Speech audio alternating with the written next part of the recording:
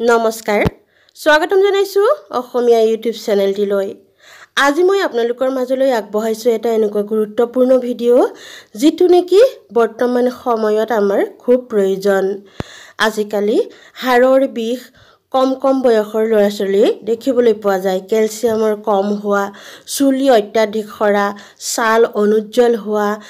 গাঁঠিৰ বিষ ভৰিৰ বিষ আদি বিভিন্ন ধৰণৰ শৰীৰৰ সমস্যাই দেখা দিয়া দেখিবলৈ পোৱা যায়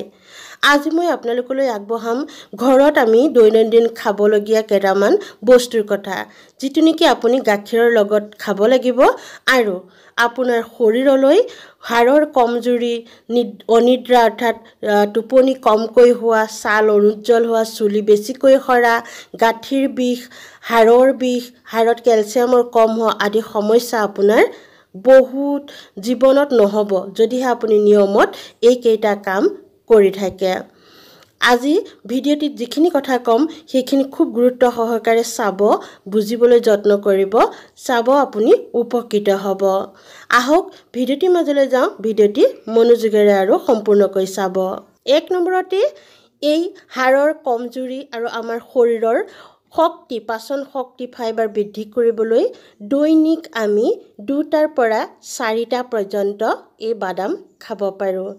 এই বাদাম আপুনি ঠাণ্ডাৰ দিনত 5টা 6টা লৈকে খালেও একো অপকাৰ নহয় গৰমৰ দিনত কোৱান্টিটিটো অকণ কমাই ল'ব লাগে আপুনি 2টা খাব পাৰে 3টা খাব পাৰে এনেকৈ দৈনিক ৰাতিপুৱা আপুনি যদি ৰুটিন বনাই লয় যে মই ৰাতি আপুনি তিয়াই থব ৰাতিপুৱা সেই বাকলি গুছাই বাদাম কেইটা খাব বাকলি গুছাইহে খাব বাদামৰ বাকলি সহজে হজম নহয়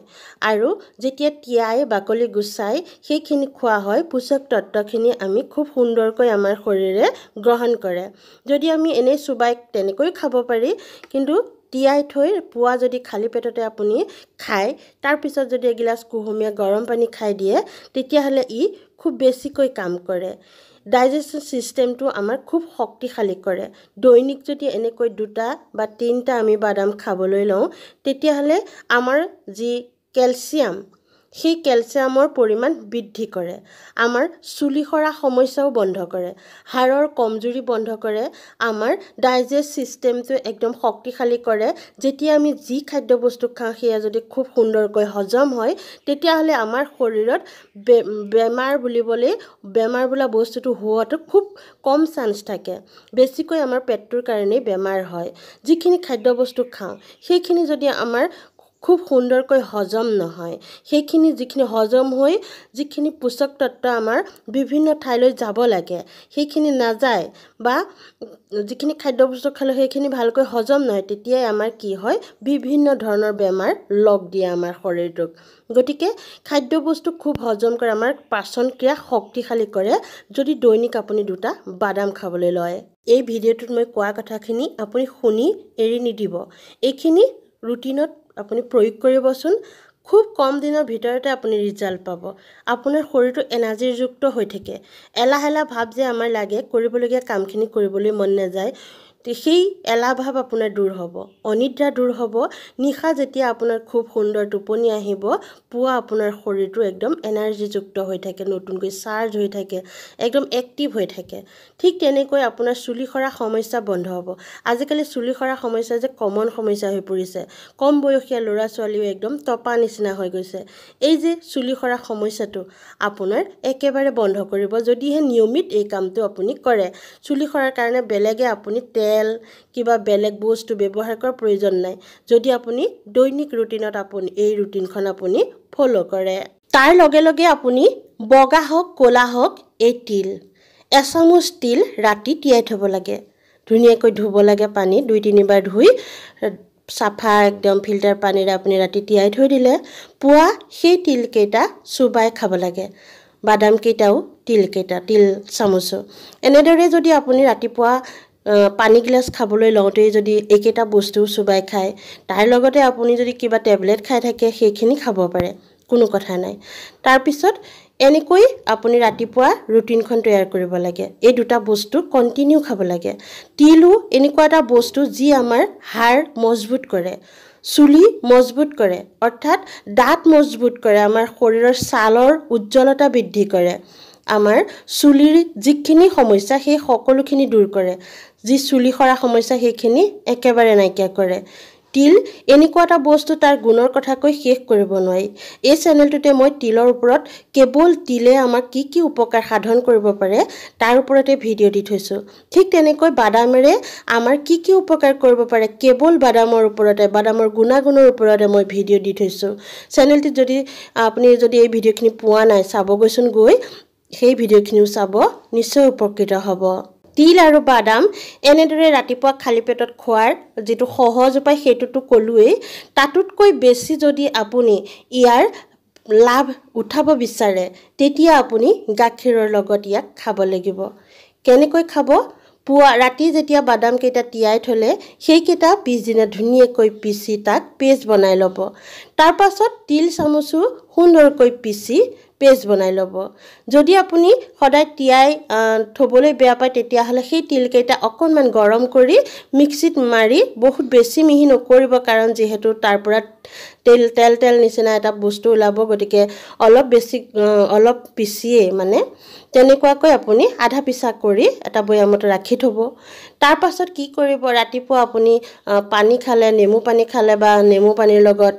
মৌজুল খালে সবৰে বিভিন্ন ধৰণেৰে পোৱা কিবা কিবি খায় সেইখিনি খোৱাৰ পাছত আপুনি সেই যি গাখীৰ লব আপুনি 100 গ্ৰাম মান তাতে সেই আটাইকেটা বস্তু বাদামৰ পেষ্ট কনো আৰু তিলৰ পেষ্ট কনো দি পেলাই উতলাব দুটামান উতল অহাৰ পাছত সেইখিনি ঠাণ্ডা হ'বলৈ দিব তাৰ পাছত সেইখিনি আপুনি পুৱা খাই দিব তাৰ পাছত চাব যদি আপুনি কেইদিনমান নিয়মীয়াকৈ কৰে নিজে আপুনি ইয়াৰ যি পৰিৱৰ্তন আপোনাৰ শৰীৰৰ সেয়া গম পাব আপোনাৰ যদি হাড়ৰ বিষ হৈ আছে সেই বিষখিনি নাইকিয়া হ'ব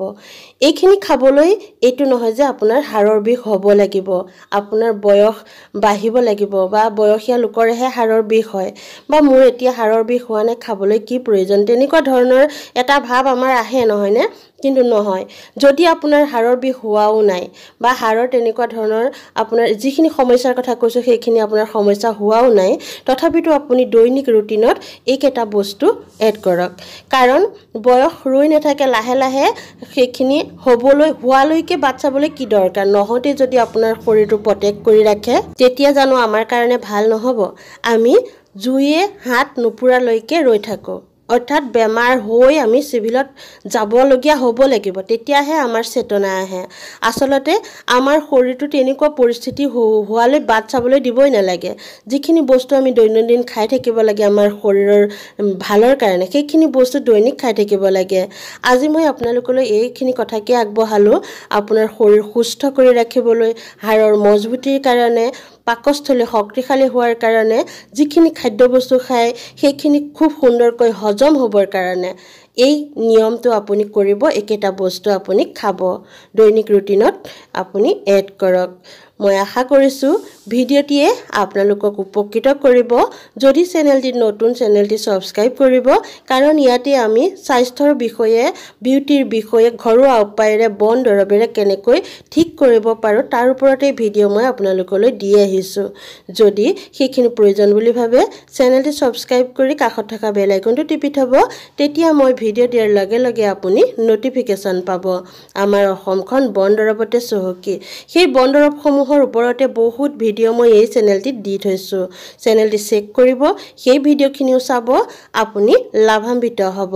পুনৰ লগ পাম আন এটা গুৰুত্বপূৰ্ণ ভিডিঅ'ৰ যোগেদি আজিলৈ আহো নমস্কাৰ